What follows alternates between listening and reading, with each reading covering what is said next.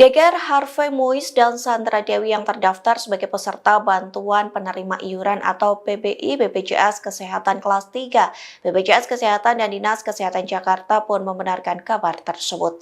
Dikutip dari Kompas.com, Kepala Humas BPJS Kesehatan Rizky Anugrah buka suara yang membenarkan Harvey Mois dan Sandra Dewi menjadi peserta APBD BPJS Kesehatan.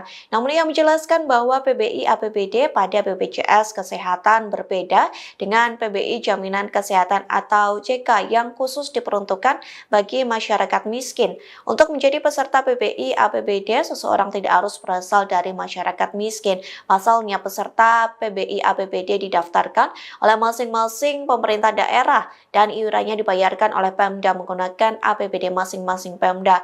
Sementara untuk segmen PBI JK yang khusus untuk masyarakat miskin, hanya masyarakat yang namanya terdaftar di data terpadu kesejahteraan sosial Kementerian Sosial yang boleh menjadi peserta. Hal senada juga disampaikan oleh Kepala Dinas Kesehatan Provinsi Jakarta, yakni Ani Ruspitawati. Pihaknya mendorong kepesertaan JKN tanpa memandang status sosial ekonomi warga. Hal itu dilakukan untuk memenuhi hak kesehatan seluruh warga Jakarta sebagai implementasi kebijakan Universal Health Coverage dari pemerintah pusat. Download Tribun X sekarang, menghadirkan lokal menjadi Indonesia.